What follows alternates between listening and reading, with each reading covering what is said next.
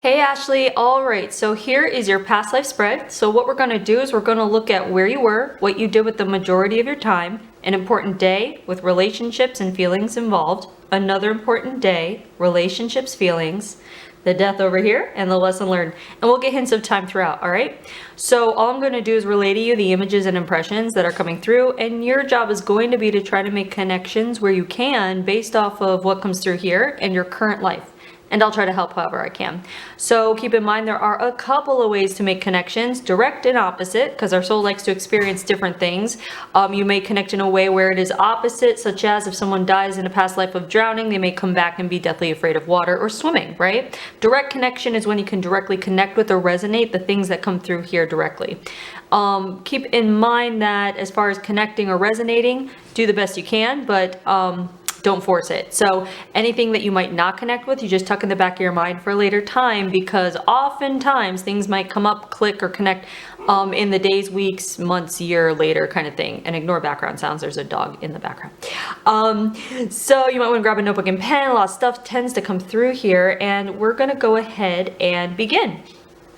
So first of all, what was coming through during even the shuffling, there was a couple of things coming through, and both of them had to do with the idea of being in what feels like a Twilight Zone kind of place, where it's almost like the feeling of like Stepford Wives. You know, like if you've seen that movie where it's just a whole community where everyone is just different and it's maintained in a routine manner, and there's expectations and standards, like that kind of Twilight Zone-y kind of thing. But also what was coming through more prevalently is even the movie Pleasantville. If you've seen Pleasantville, if not, go look at it. It's, I mean, if you want to, but it's you know, like very like, I think like 1940s kind of thing, and it starts off in black and white kind of thing where everyone's following the rules and everyone's super polite and kind and everything is surface level.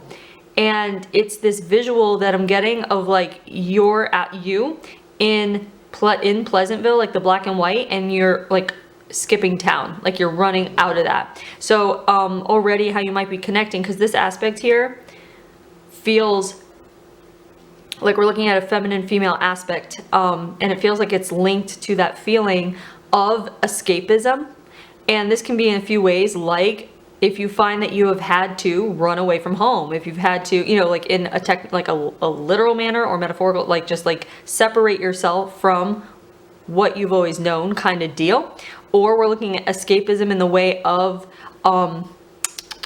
what's it called? Repressing memories or repressing things that you don't want to deal with, or wanting to get out of, or daydreaming or dreaming of one day getting out of this place, whatever it might be. And it could be a relationship or place or whatever it may be. So this could be in your past, or this can be happening you know, now. And if you can't connect, you want to tuck in the back of your mind for a later time in case something comes up. But it's the feeling of running away from black and white, like Pleasantville's black and white, like running away from like how society has a routine, maintained kind of feel to it. Almost like this might even indicate if you find that you are just polite, and like polite in circumstances where you would otherwise be wanting to be expressing a more authentic truth, we can say. Kind of like people pleasing, but like not so much people pleasing as more as maintaining the status quo. So however you might connect to the idea of maintaining the status quo, keeping things polite or civil or nice, and then like it's very like nice, but it's the feeling of lacking depth or lacking fulfillment. Or the idea of like, you know, there's something out there and you can't quite put your finger on it, but man, it'd be nice to know it. And I know that sounds very abstract, but that's the feeling of the thought in itself is abstract, because it's almost like the idea of like, I don't even know what I don't even know. It's the kind of thing where it's like, I feel like I want something that I don't even know exists. Like a yearning kind of feeling, but maybe not even able to articulate whether it's a yearning for a person or a place or a thing or a feeling, you know, like that kind of thing. So anyway, connect how you can with that feeling that's coming through here. It could just simply be that you like the movie Pleasantville, and maybe you're supposed to watch it if you haven't seen it and see if you can connect with the movie. I don't know. So let's go ahead. So where we're going here, this is the Island card. So what is unique about this card, in your reading specifically that I haven't gotten, is I feel like we're being given the Island card, but we are... It doesn't feel like we're going to technically an island geographically. It feels like an isolation, like you are your own island. So this card usually, it's like, oh, it can be, yeah, Hawaii, Fiji, but it can also be islands like, oh, Australia, Japan, like bigger, all kinds of islands. But this is coming through. It could be dual. I'm just like letting information filter in, but right now what's most prevalent is the idea of you like feeling like you are your own island. So this would indicate feelings of loneliness, feeling alone, feeling misunderstood, feeling like you don't have people that speak your language, feeling isolated in the sense of like alone, even if there are people around you, you just feel removed. This can also be feeling despondent.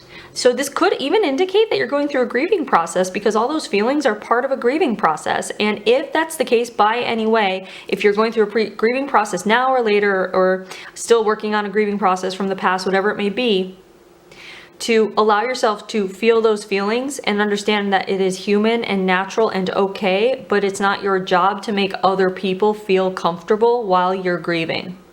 So it's not your job to repress your feelings so other people can feel like you are progressing and moving forward, and you know what I mean, that kind of thing. So this is really feeling more like about taking a look at who you're surrounding yourself with, because we want you getting yourself surrounded with people who would actually encourage you to grieve at your own pace in the manner that you deem fit for yourself, if it's not self-harm or anything like that. And that would be like the kind of people that you could talk to if you ever wanted to open up and talk to them and not feel judged. So if you are surrounded by anyone that you find would judge you for expressing a truth, and if someone's coming to mind right now, somebody that would judge you, you have to trust your intuition is popping that picture of that person in your mind, or giving you that person's name or whatever it is that's coming to mind. That's your higher self and intuition. That's how they talk to you. So trust it. If no one's coming to mind, that's fine. You want to tuck this in the back of your mind for a later time, because things click and connect when you're usually after the reading, when you're out of it. So just make connections with that however you can. But this would also be just the idea of like, maybe there needs to be boundaries where people that you find judgmental no longer have access to you, and that clears space for you to allow the abundance of people who would not judge you into your vicinity.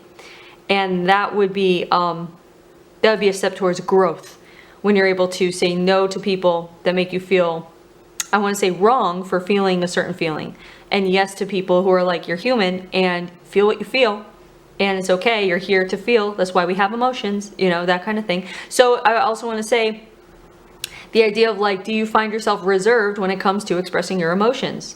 Or not just reserved, but I want to say the word almost like calculating, and that's not a bad thing. There's no judgment in that. What I mean by calculating is that you have become wired, or it's like natural for you to express yourself in a way where you know that the people you are around will be comfortable with the expression and take it the way that you want them to take it. So it's almost manipulative, but for your own self-preservation, for not having to go through any judgment or having to explain yourself.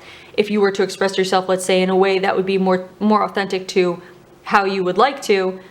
And so this feels kind of like programming, and also the idea of maintaining a role that you might have had your whole life, and now coming to a time when you feel like, I want to spread my wings a little bit, I want change. And oftentimes, like, what's coming through is the idea of how people change their environment in the way of like changing furniture and changing the aesthetic. Like, where once you might have been like, oh, I like homey, warm colors and browns and reds and cozy, earthy colors, where now you might be inclined towards more modern, sleek, chrome, white, like that kind of thing. So a lot of times we see that. So pay attention to your taste and when your taste starts changing, if it does. And that would be an indication that your soul is ready to step into a new version of itself. And you need to start surrounding yourself with things that, whatever comes to mind, like aesthetically, start doing that. It's for some people, it's their wardrobe. For some people, it's different makeup. For some people, you know what I mean? It's just different things. So make sure that you are moving in the direction of where you're being pulled, of what's interesting you. And that's going to just help with transitioning into the next phase or next version of yourself that will be more fulfilling. Because when you're listening to what your soul wants, even if it's painting a wall a certain color, you know, go from there and it'll be a domino effect. So keep that in mind and keep making connections where you can. Now, the thing is about this is also the island card feels like where we are living to, or where you are here. It's not an island, but it also feels like a peninsula where you would have to drive out to go live there. So when you actually get to where you reside, it feels like you're out on an island anyway, if that's what it feels like. So it's almost like the idea of, you know, even if in your current life you like the idea of island living, that would be a direct connection. But based on what this is what we're getting into, it can also be where you don't like being surrounded by water. Like you don't like being surrounded by nothingness. You might actually like to be like cozy in a hub, feeling like you are surrounded or embraced.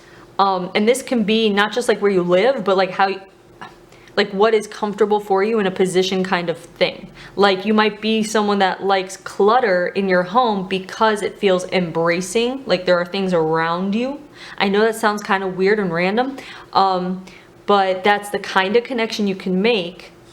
Otherwise, the connection would be if you feel content having like vast openness around you, which would also speak to complete, I want to say almost like minimalism, if that makes sense. So just connect however you can with that. But it feels like we're going to a place that is like, I mean, really, this feels like 1940s, like that whole like small town, like I almost want to say like Rhode Island or like Delaware or something like there. Like that's what this feels like. So however you might connect to that, because this, yeah, like even those places or that region of the country of the US, if you connect there, I think I don't know if that is considered New England, all of that, but it might be. So if you've ever been pulled there, or if you've ever been completely repelled to that place. So make connections how you can with that. But we're gonna go ahead and go to the card of what you do with the majority of your time. And the majority of your time, this card is actually the slavery card. And what is coming through, like with this card, we do get like slaves, like slaves, or servants and servitude. This feels like a woman who is a slave to the expectations of society, and almost like I want to say, like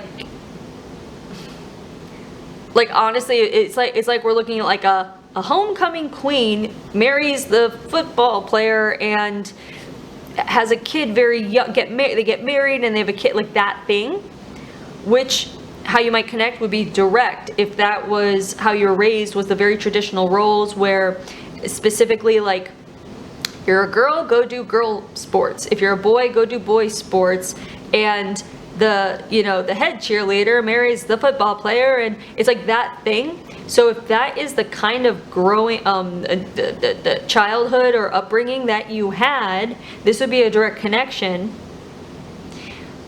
But if you decided to come back into a family that was more, what's the word? Less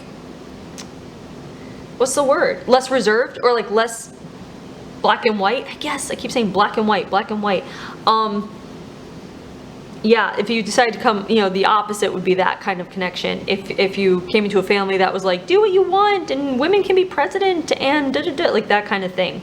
But this would talk about enslavement, so we want to actually look at a connection having to do with this in your current life about what you may feel enslaved to, and oftentimes, and this feeling is enslaved to certain programs or beliefs that you still allow to blanket your life. And I want to say this is linked to what's coming up is the idea of the ego as a mask. So the ego is not the enemy, but the ego is the mask that we wear to the world.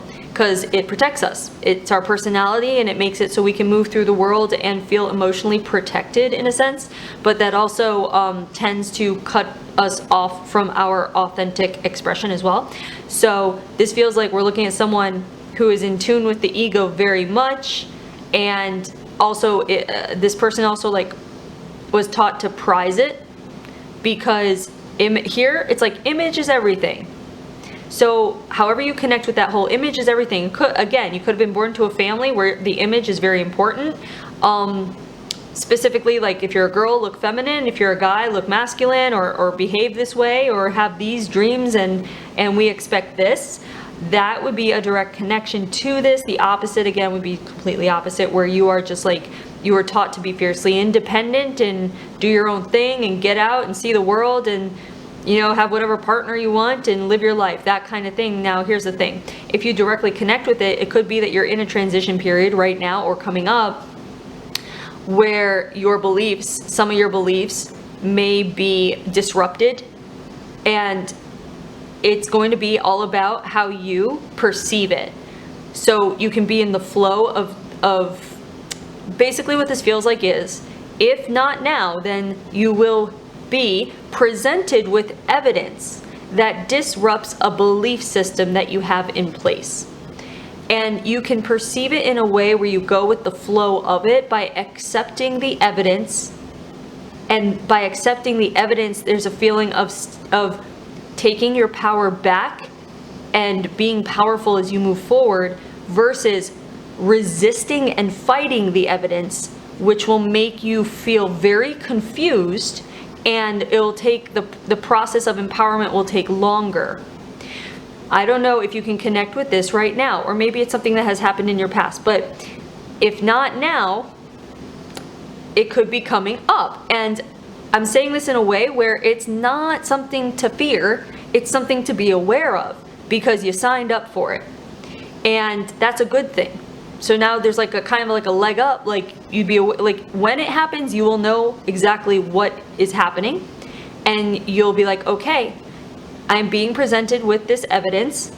I'm going to take it as truth, and I'm going to act accordingly, according to me having high standards of self-worth and self-respect, and I'm going to go down that road, you know, versus fighting it. And I guess the best example type of thing would be the kind of thing if, it's so funny, there's a clip playing through my head of a show or a movie that I have not seen, but I've seen the clip, and it's a wife back in the day kind of thing, and she found out her husband's cheating with like a couple other women or whatever, and she just can't believe it, she can't believe it, she can't believe it, she can't believe it. You know what I mean? Like that kind of thing, like no. Now here in this timeline, it's a product of the times where it would cause so much more fear than it would now. Now it would cause, I feel like it would cause a woman anger and disappointment, versus here, so much fear because they had to rely on their husbands for survival. So there was like, you couldn't do anything really except forgive them or just like turn the other cheek. And I feel like in your current life, or not your current life, sorry, in this current timeline, because this is just an example, I'm not saying this is going to happen or anything like that. In a current timeline now, we have so many opportunities for women where they can be like, oh, no, I deserve better. You know, that kind of thing. Rather than resisting and fighting the evidence out of fear, just, you know, if it's there, it's there. Okay, well, I deserve better. I'm going this way. That kind of thing. Sorry, I keep repeating myself, but that's the example. So just keep that in mind. It doesn't have to be a relationship. It could be a friendship kind of thing, and it could be like the kind of thing where you've been waiting for a promotion and your boss gives it to someone else and gives you an excuse of why, and rather than sitting and taking the excuse, you're like, F this, I'm gone, I'm out. That kind of thing. Just like maintaining your self-respect. And this is not about ego self-respect. This is about like core soul self-worth kind of thing. So just keep that in mind. And this might also be something where you get triggered when you see people being emotionally abused. When you read about or hear about or see people being treated like dirt or treated like lesser than, if that's triggering to you, that's a connection. As well as if you kind of root for the underdog kind of thing, if that's your gig, that would be a connection here. Because I feel like I feel like we are looking at back to this past life. It's plopping me in this young woman's late teen years. I want to say 19, 18, 19, like that, like fresh out of high school. And also this quick connection to what you might, if you have any connection or it's either a liking of or a complete distaste of the aesthetic of like the 1940s housewife thing. So we're actually kind of talking about like, where are you on the scale of feminism kind of thing in connection to this. But anyway, we're going to go to the first important day here because this card is the death card. There's death in this place. So we're either seeing a death or witnessing a death of some kind or being told about a death. The relationship is the child card and the feeling is neutral. So what we're seeing is a miscarriage happen. And this miscarriage, I feel like it is not intended or intentional. Hold on. Okay, so the thing is the neutral card comes in because you do not feel as bad as you think you should feel about the miscarriage because it actually brought a sense of relief based on how young you were, and there was actually quite a bit of built-up fear that you were resisting or repressing about being pregnant so young. It was unintended. Like, you're already married, and so you got married and it's like you were happy about that, but it was the kind of like paste a smile on. Everybody thinks you're super stoked about getting married to this guy and starting your life and having a family, and it feels like you yourself thought that you were too, but that was the programming. That's what you're supposed to think. So that when this actually happened, this kind of opened your eyes big time because you found yourself having to fake cry and fake sob and fake grieve for everyone around you. And you were so confused because you realized that you were faking it. Like, because it's not like you were like happy, but that, you know, the miscarriage happened, but you were relieved and you didn't understand why. Like, you thought you were wrong, you thought you were broken. Like, this aspect of you thought, I must be broken, I must be a bad person, I must be, you know, whatever, because I feel relieved. All of a sudden, the idea of raising a child when you're still a child, so to speak, you didn't realize was actually quite burdensome. And it's really like effing with your mind here, because again, you are putting on a mask of what everyone expects you to feel and look like after learning of a miscarriage or going through one, when really, like, yeah, you cried or whatever. Like, at first it was like, because it's traumatizing physically and mentally and emotionally. It's traumatizing in itself. But once the initial thing happened, then afterwards it was a mask for everyone else, and there was something inside you, like a little light flicked on, where you're like, wait, something is weird. Why do I actually feel relieved? So what we're seeing here is like a dipping a toe into feminism, like dipping a toe in, because you're realizing that there's something within you that wants to do things with your life that you can't do with a child. And it's not about never having kids, but it's about at like 18, 19, you're still, you want to go out with your friends. You want to go like have a malt shake with your gal pals, and you can't because you're busy being pregnant at home, like that kind of thing.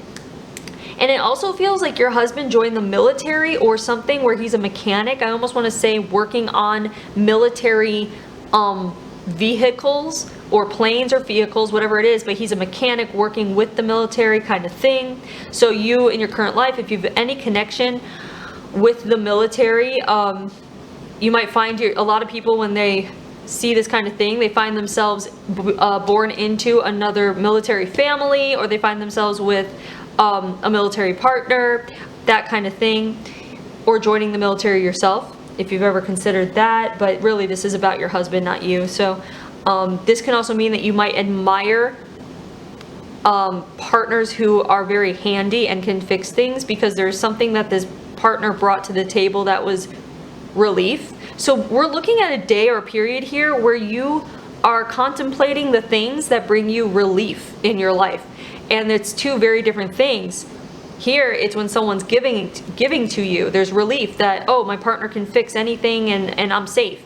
And then here, something's being taken or leaving you, and there's relief in that. So we're seeing duality here, and I feel like that might be coming through for you in your current life to recognize duality exists for a reason, and it's not something to, I want to say not something to wish away or despise. It's the kind of thing where it's like when you're feeling really low, that's actually good, because you know that as low as you can feel, so too can you feel so high and happy.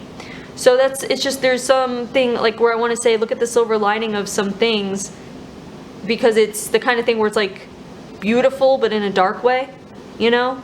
Like this miscarriage, like I'm going to say this and it might put you off or something, but the miscarriage, according to what is being felt here, it was a gift in a dark way, because it allowed her to come alive again in a way she never felt, almost like she felt like she got a second chance that she didn't know she wanted.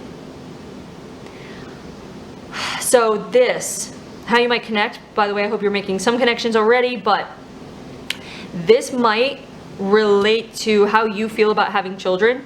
Whether you came into this life and you're like, where you intentionally are like, I want to create a family, and you were very structured in your mind with it, like I want to at least achieve this before I have a family, but I do want to have a family. Or you're just like, I want to have kids, I want to be a mom, that's it. This can also mean that you came into this life and you're like, no kids for me, I want ultimate freedom, I don't want that you know, quote unquote burden, however you might feel about it. So however you might connect with the idea of having kids, and also the idea of marriage, marrying young, were these programs taught to you as you grew up that you would like go to school and then get married and then, you know, that kind of thing? Or were you born into the opposite effect where it's all about independence and freedom? Or it could be right now in your current life you're coming to a place where you are craving independence and freedom, and craving almost like the idea again of a second chance is coming through, which could mean the idea of like if you're with someone and you're contemplating divorce because you don't feel fulfilled, if you're with someone and or separation or whatever. Second chance if you've been with a company a long time and it's just, there's no purpose there. You just do not feel like you are feeding your soul. And you're like, you know, like I want a different career, that kind of thing. It could be you want to move. It could be, you know, we're looking at the idea and concept of a second chance in life, how you connect with that, understanding that it's very possible for you to have many chances in life, but it all comes down to your belief system and how you are limiting yourself in the case that you feel like change can't be made, or you can't break away, or you can't move, or you can't be different, or you can't step into a different role or identity as much as it's calling to you. And if it's calling to you and you can't, that's right there is a clue that you have limiting belief systems that are holding yourself back. And it might look like even other people are holding you back, but that's your belief system allowing people to make you limit yourself, if that makes sense. So this would just be, if you connect with that at all, and if you don't, tuck in the back of your mind, that's fine. But if you connect with that, this would be a thing for you to check in with yourself and look at where you feel you are limiting yourself, resisting, holding yourself back, and what is behind that. Like, what makes you believe that you have to limit yourself in that way?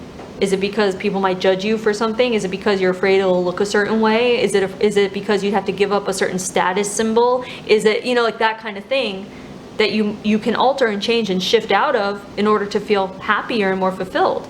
It's just, change can be hard sometimes, and our egos like to stay the same. So connect with that however you can. Let's see.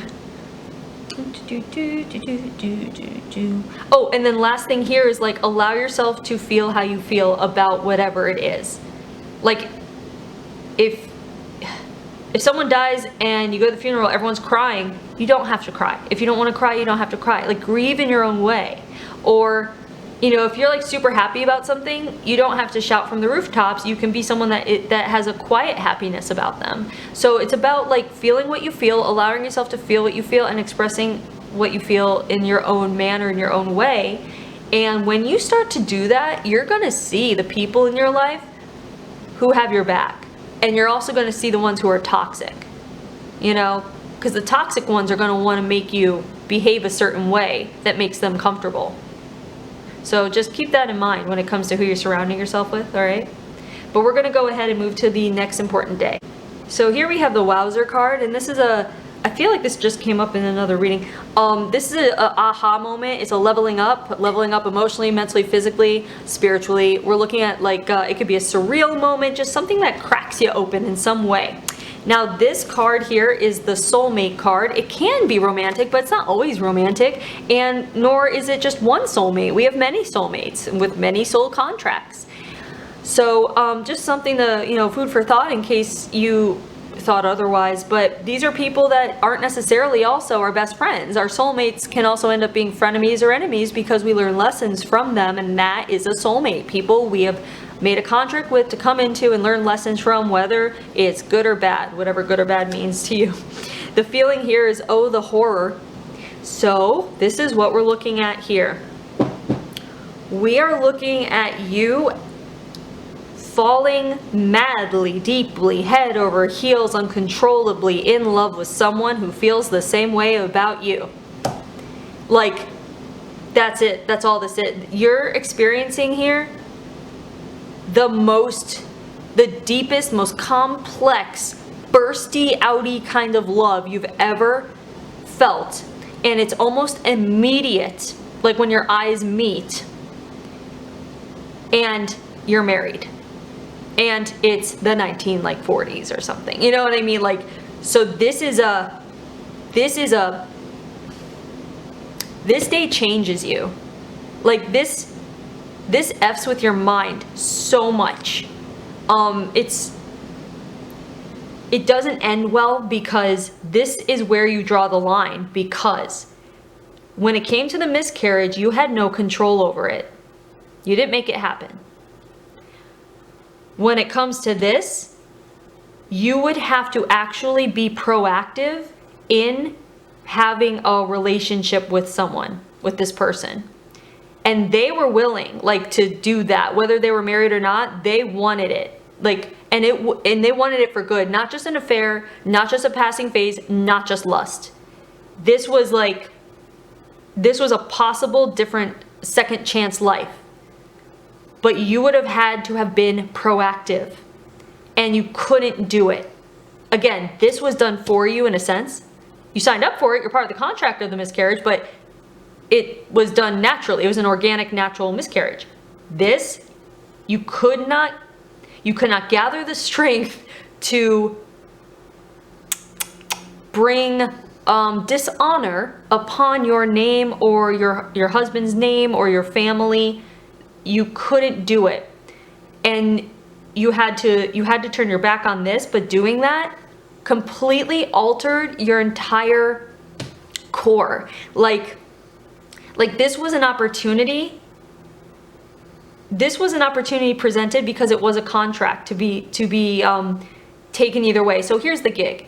Any decision and choice you make puts you on another path, and the path is right for you no matter what. Some paths feel ickier, some paths are harder. Some paths are great and wonderful and fulfilling and expansive. So the path you took was right for you because it was laid with more lessons for you. But the lessons of this path were lessons of becoming emotionally removed, heartbreak, yearning, discontentedness, poor sleep, questioning yourself, doubting yourself, and then ultimately that meant what you did was you felt it was so depressing, you handed all your power over to your husband, or over to your family, we should say, so that it feels like from this day on, you just didn't make any more choices for yourself. Because it was too much. Like, this was such a disappointment you're like, I'm done with this. Like, you guys, you tell me what to do. Just tell me what to do and I'll do it, because I just don't want to feel anymore. It's like that kind of thing. So this is a really dark day. So in your current life, how you might connect with that is how you fit into the idea of making choices and decisions for yourself versus letting other people make choices and decisions for you. If it feels more comfortable for you to be like, you decide where we go. You decide the vacation we take. You decide what we're eating for dinner. You did, like little things like that, to big decisions. Like, you decide where we, what state or country we move to, that kind of thing, which would actually indicate if you married someone in the military, that kind of thing, where they have to move around bases, like it's that kind of thing, or someone that travels a lot and you go with. Basically, we're looking at a direct connection would be if your mobility and your forward movement anywhere is kind of made for you, if that makes sense. This can also be the idea of like being a flight attendant, where they're given the list of their flights of where they're going, and you just are like, okay, guess I'm going to Hong Kong, like that kind of thing. So however you might connect with the decision and choices, and it could be that you have a hard time making decisions, but that you really want to. Like, you want to be a very, maybe you want to be very independent, but you're finding that you have a hard time doing that, or it's difficult for you. If that's a connection, this would be a message for you to keep on keeping on. As hard as it may be, or uncomfortable to make certain decisions that are in your best interest, by the way, and that you want. Simply, it's just things that you want. Move towards that as much as you can, but at your own pace. But just keep moving in that direction. Understand, let's see, too, that the soulmate connection here, there's something here where I feel like if at any time in the rest of your existence here, at any time, if you had gone to that guy and been like, I made a mistake, will you take me back, can we be together, it would have been done, of course, that kind of thing. So every day you made a choice not to follow your heart, and it's not like you wanted to cheat, it's like you wanted to divorce, like you wanted to do everything right legally, like that kind of thing. It was available to you. But your belief system and your fear of judgment by others and your fear of looking a certain way, that's what limited you. You allowed it to limit you. Any day you could have been like, I want a divorce, and it would have been not pretty, and it wouldn't have, you would have been judged. Yeah, all the things. But you would have been with the, I want to say, the love of your life, like a soulmate, and that would have been more than enough of love and fulfillment, that it would have canceled out all of the judgment and icky feelings from others over here. That would have been the second chance.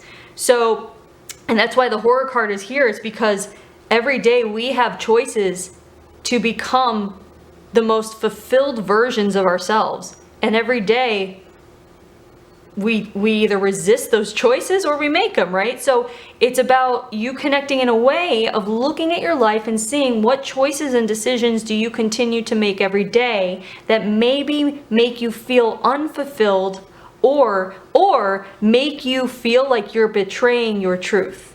That's where we want to go. I feel like the message would be to make sure you're doing your best to be aware, self-aware, so that you can feel, when you feel the choices and decisions you're making feel like a betrayal to yourself, your truth, your self-expression, whatever it might be.